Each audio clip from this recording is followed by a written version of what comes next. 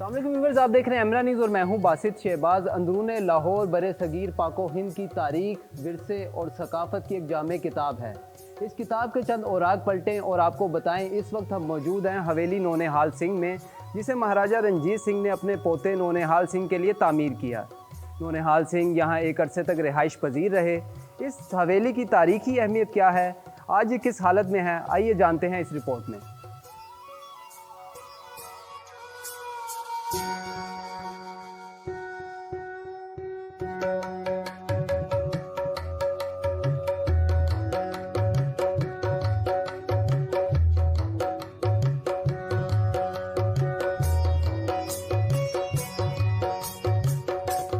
ये है हवेली नौनिहाल सिंह का सहन, जहां इस वक्त हम मौजूद हैं। तारीख पे बात करने के लिए हमारे साथ मोहसिन भाई मौजूद हैं। मोहसिन साहब, बहुत शुक्रिया आपकी कीमती वक्त का। मोहसिन साहब का तारुफ करवाते चलें तो मोहसिन फराज लाहौर विरसा सोसाइटी के चेयरमैन भी हैं और अच्छे खासे तारीख पे ग्रिप रखने वाले इंसान हैं। अंदरून लाहौर की तारीख पे शायद ही कोई ऐसा तालिब इल्म होगा तारीख का जिनकी इतनी बेहतर ग्रिप हो। तो हमने इनको मदऊ किया और उनसे कहा कि आप हमारी रिपोर्ट में हमें टाइम दें और जो हमारे व्यूवर्स हैं, जानने वाले हैं, उनको उन तक जो है इसकी तारीख जो है वो पहुंचाएं। मोहसिन साहब, कैसे हैं आप? मैं बिल्कुल ठीक, आपका बहुत शुक्रिया मदऊ करने के लिए इनवाइट किया आपने। और आपकी जो ये पैकेजेस हैं लोगों को रोशनास कराना लाहौर की तारीख से, लाहौर के विरसे से, लाहौर के हेरिटेज से, हमारा भी यही मकसद है कि हम लोगों तक, दुनिया तक लाहौर की जो हमारे पास इतनी वसी और इतनी शानदार हमारे पास जो सकाफत तारीख है उसको लोगों के सामने ला सकें। अच्छा मोहसिन साहब, एक चीज़ ये भी है कि जो हवेली नौनिहाल सिंह है, मैंने सर्च आउट किया, इसके ऊपर बात की, तो व्यूअर्स ये चीज़ मैं आपको बताता चलूँ कि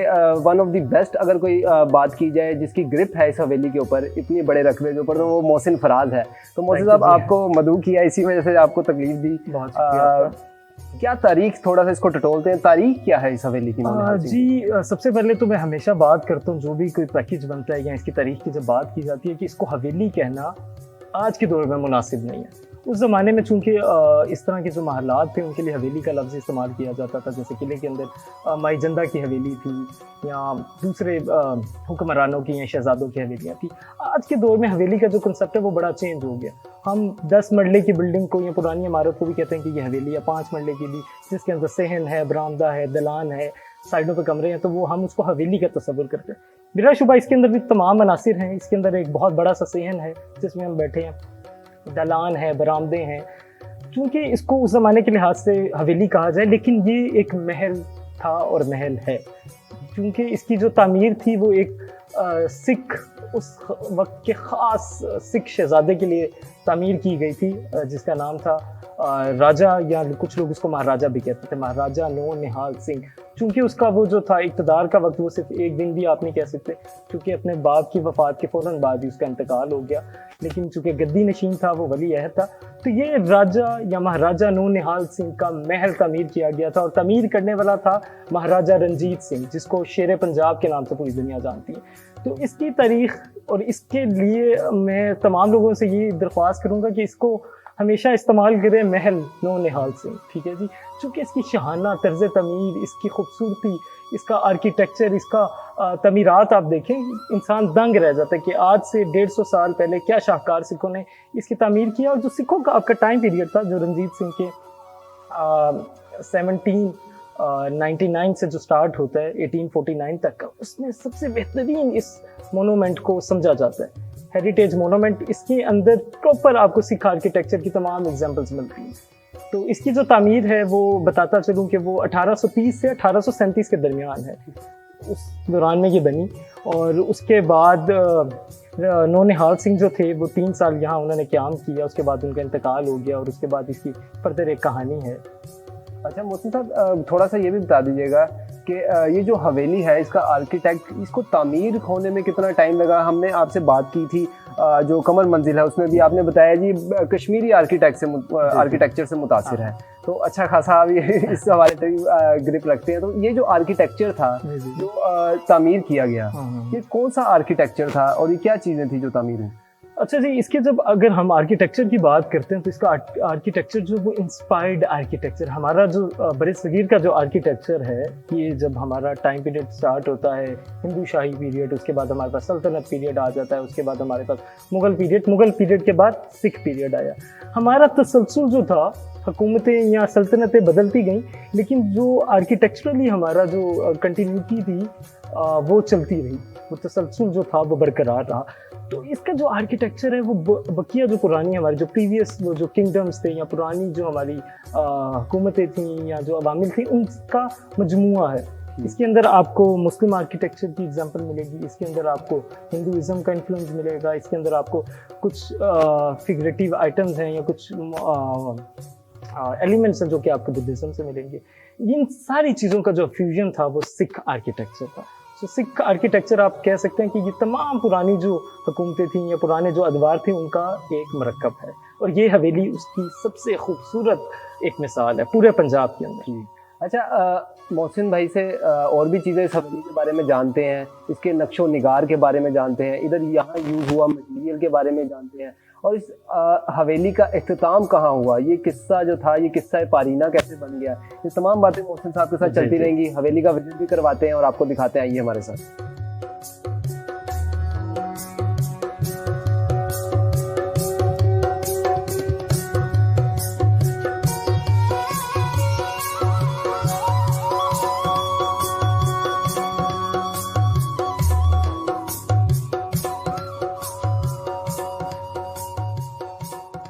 नौनिहाल सिंह की बलाई मंजिल, पहली मंजिल पे हम मौजूद हैं और ये नक्शो निगार आपके सामने है। मोहसिन भाई हमारे साथ मौजूद है। मोहसिन साहब, क्या नक्शो निगार थी ये? देखिए जी, सबसे पहले कि आप उस वक्त की हुनरमंदी या उस वक्त का आर्ट देखें कि 100 साल या 1 सदी से ज़ायद अरसा बीतने के बावजूद इसके जो रंग कितने खुशनुमा हैं। जो ये आप ये दीवार देख रहे हैं इसकी बलाई मंजिल के ऊपर, इस पर जो खूबसूरत फ्रेस्को किया गया है, ये इस हवेली के तमाम दीवारों पे किया गया था। जो हमने निचली इसकी मंजिल देखी जहाँ आपको दीवारें जो है वाइट वॉश की नज़र आ रही है, ये उस ज़माने में वाइट वॉश नहीं था।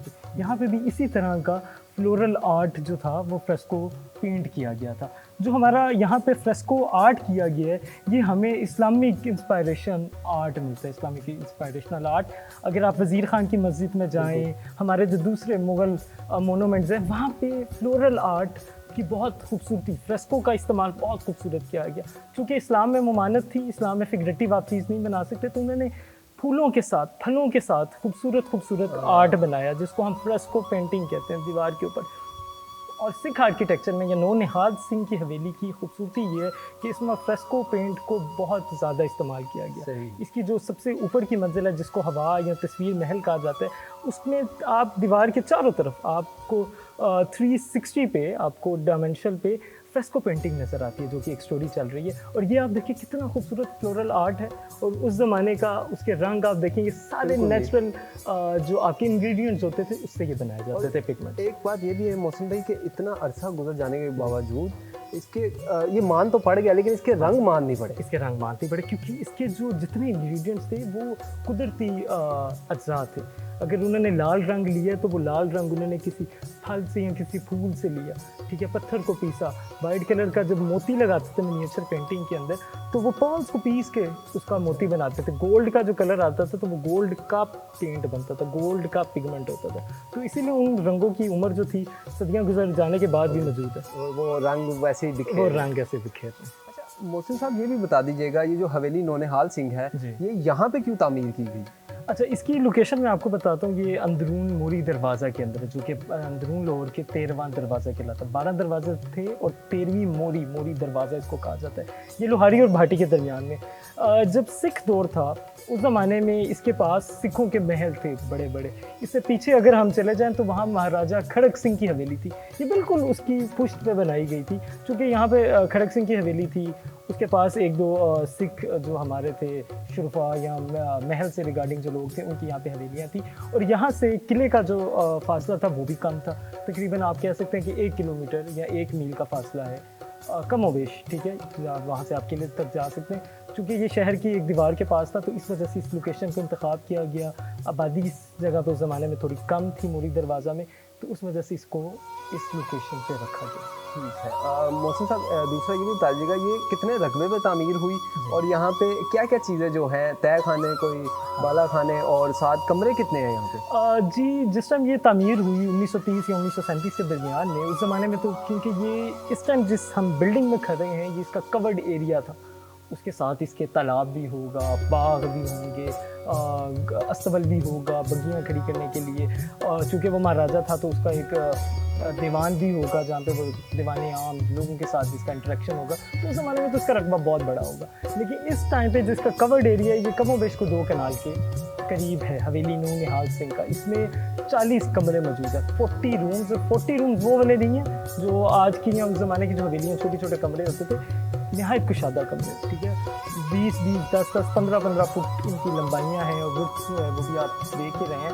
और इसके अंदर एक बेसमेंट है जो कि गर्मियों में इस्तेमाल किया जाता था एज अ समर पैलेस। एक जैसे ऊपर बलाई मंजिल पे हवा महल बनाया गया है और यहाँ से एक सुरंग बनाई गई थी। मैं आपको सुरंग की एक तस्वीर भी करा दूँ कि सुरंगें वो वाली नहीं थी जो दूसरे शहर तक कनेक्ट करती थी। सुरंग मैक्सिमम 1 या 1.5 मील तक की होती थी। तो अगर यहाँ पे चूँकि एक सुरंग पाई जाती थी तो उस सुरंग का ज़्यादा से ज़्यादा भी अगर कनेक्शन होगा तो वो शाही किले तक था या मोरी दरवाजे के बाहर था। तो ये सुरंग का अभी भी रास्ता था जो कि स्कूल की इंतज़ामिया ने बंद करवा दिया। पहली बलाई मंजिल थी जहाँ मोहसिन साहब हमारे साथ मौजूद थे। ये नक्शो निगार जो यहाँ तामीर की है वो इंतहाई खूबसूरत है और अभी तक अपनी असल हालत में जो है वो वैसे ही मौजूद है। मोहसिन थोड़ा सा ये भी बता दीजिएगा कि यहाँ पे अब मैं व्यूवर्स को बताता चलूँ कि क्योंकि ये जो जगह थी नौनिहाल सिंह की, उसके बाद यहाँ पे हवेली जो थी या महल अगर हम बात करें महल की बात करें तो उसके बाद उसको ख़त्म करके यहाँ पे स्कूल जो है तामीर करवा दिया गया था। ऊपर चलते हैं और स्कूल के हवाले से भी जानते हैं आपसे और ये भी जानते हैं कि ये हवेली किस्सा पारीना किस तरह है। मोहसिन भाई बहुत खूबसूरत नक्शा है, यानी मैंने बहुत सी चीज़ें कवर की लाहौर की, बहुत सी डॉक्यूमेंट्रियाँ आपने मेरी देखी और मैंने शूट भी की, लेकिन ये कमाल की चीज़ है, इसको कैसे बनाया, क्या सिस्टम होता? देखिए जी, सबसे पहले कि आपने इसका जो नाम है उसको बिल्कुल सही कहा, तस्वीर महल। क्योंकि ये तस्वीर महल या इसको हवा महल आप कह सकते हैं। गलतुल आम में लोग इसको, जो हमारी मेजोरिटी है वो कहती है जी शीश महल, हवेली नून-ए-हाल सिंह की बलाई मंजिल पे एक शीश महल है। ये शीश महल नहीं, तस्वीर महल है। शीश महल हमारा चूँकि वो शाही किला के अंदर जो हिस्सा है उसको शीश महल, क्योंकि उस पर शीशे का काम किया गया। इसमें फ्रेस्को किया गया, आपको मैंने बताया था नीचे कि 360 की डायमेंशन पे आप कमरे में जब एंटर होते हैं तो आपको फ्रेस्को नज़र आता है जिसपे हिंदू माइथोलॉजी की कहानियाँ डिपिक्ट की गई हैं। हिंदू गॉडेसेस आपको नज़र आ रहे हैं, तस्वीरी झलकियाँ। इसको मिनिएचर फॉर्म होती है, उसको फ्रेस्को के अंदर उन्होंने कन्वर्ट कर दिया। और ये देखें आप, 1 सदी पुराना ये आर्ट वर्क है।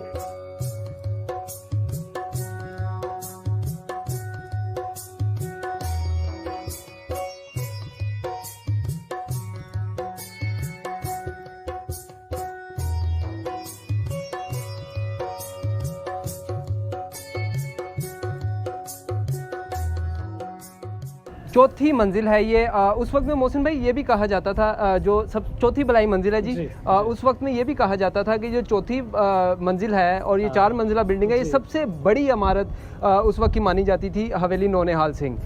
ये इमारत किस्सा पारीना किस तरह बन गई, थोड़ा सा ये बता दें जाते जाते हमारे व्यूवर्स को। अच्छा जी, बिल्कुल। उस ज़माने की ये सबसे बड़ी और ऊंची इमारत मानी जाती थी हवेलियों में, क्योंकि हमारा शाही किला या उसके अंदर जो मौजूद हवेलियाँ थी वो ऊंची थी, उनकी टेलों के ऊपर थी, ऊंचाई थी, नीचे उनके रिहाइश गाहें थी, या किला था तो वो ऊंचा था। लेकिन रहायशी या किले से बाहर की जो इमारतें थी उसमें नौनिहाल सिंह की हवेली को ख़ास अहमियत दी जाती थी क्योंकि इसकी ऊंचाई बहुत ज़्यादा थी। आप देखें कि इस टाइम आप यहाँ खड़े हैं जबकि हमारे पीछे आबादी और मकानात का एक जंगल बन चुका है, कंक्रीट का एक जंगल है जो कि 5-5, 8-8 मंजिल है। लेकिन आपको यहाँ से दाता गंज बख्श का मज़ार, वहाँ से आप देखें तो बादशाही मस्जिद, वहाँ से गवर्नमेंट कॉलेज, आपको पूरे लाहौर का एक नज़ारा यहाँ से मिल रहा है। तो उस ज़माने में 100 साल पहले आप देखें कि कितना खूबसूरत यहाँ से व्यू होगा। यहाँ से मैं अक्सर बात करता हूँ अपने दोस्तों के साथ कि नौनिहाल सिंह यहाँ पे सर्दियों की दोपहर को बैठ के तो वहाँ अपने मौजूद रिश्तेदारों को किले में मौजूद उनसे हाथ हिलाता होगा या उनसे कोई कनेक्शन गुफ्तगू करता होगा। और दूसरी बात जो आपने कहा कि इसका किस्सा पारीना क्या हो गया, इस हवेली या इस महल के जो बासी थे, इसके जो मकीन थे, उनके साथ वक्त ने बहुत ज़्यादती की। उनको उस दौर में बहुत गमों का सामना करना पड़ा। जैसा बताया गया कि अगर 37 के हिसाब से अगर हम हिसाब लगाएं तो 1840 में नौनिहाल सिंह का इंतकाल हो जाता। हादसाती था या जिस तरह भी था, उसको कत्ल किया गया, उसका इंतकाल हो जाता है। उसके बाद उसकी जो तख्त पे थी, तख्त पंजाब पे उसकी माँ बैठ जाती है क्योंकि उसकी जो बेवा होती है नौनिहाल सिंह की, वो हामला होती है और वो एक बच्चा पैदा कर रही होती है। तो बिल्कुल था कि बेटा पैदा होगा जो कि बैठे। शेर पंजाब महाराजा रंजीत सिंह की गद्दी का वारिस होगा। इस दौरान बड़ी इनकी आपस में जंगें हुई। महारानी चंद कौर जो थी वो किले में काबिज थी, लेकिन अफसोस ये हुआ कि नौनिहाल सिंह की जो बेवा थी उसने एक पैदाइशी तौर पे मुर्दा बच्चे को जन्म दिया, जिसके बाद उसको माजूल कर दिया गया महारानी चंद कौर को। महारानी चंद कौर को माजूल करके किले से इस हवेली में नज़रबंद कर दिया गया, जहाँ पे 2 साल के बाद उसके मुखालिफिन ने महारानी चंद कौर की उसकी मुलाजमाओं से कत्ल करवा दिया गया। और उसका जो कत्ल था वो बड़ा तशद्दुद अमीज़ था, बहुत होलनाक उसका कत्ल था। और उसके बाद 1849 में आपका जो सिखों की जो हुकूमत थी, पंजाब की जो हुकूमत थी, वो सिखों से ख़त्म हो गई और अंग्रेज़ों के कब्ज़े में आ गई। अंग्रेज़ों ने इस हवेली को कुछ अर्सा अपने पास रखा और 1885 में इसको एक सेकेंडरी गर्ल्स स्कूल बना दिया गया, सेकेंडरी या प्राइमरी स्कूल, जिसकी पहली जो प्रिंसिपल थी वो मिस मोनोरामा बोस थी, जिन्होंने स्कूल की तदरीज, इसकी तोसी और यहाँ पे लड़कियों के स्कूल के लिए बहुत काम किया और उनकी खिदमात का एतराफ़ पूरा इलाका करता है। और आज 125 साल या से ज़ायद अरसा हो गया कि इसकी जो इमारत है ये स्कूल के तौर पे काम इस्तेमाल हो रही है। ये तारीख थी जी हवेली नौनिहाल सिंह की, जो हमने आपके साथ जो है वो शेयर की। इस हवाले से जो जितने भी मालूमात हैं, मोहसिन साहब हमारे साथ मौजूद थे। मैं इंतहाई शुक्रगुजार हूँ मोहसिन भाई, आपने वक्त दिया, आप आए और सुनने वालों को, देखने वालों को ऑथेंटिक जो तारीख है इसकी, जो तारीख मिलती है उससे रोशनास करवाया। इस हवाले से आज की वीडियो का यही अख्ताम करते हैं जी। मज़ीद मालूमाती वीडियोज़ लेके आपकी खिदमत में हाजिर होते रहेंगे। तब तक के लिए दीजिए इजाज़त। अल्लाह हाफ़िज़।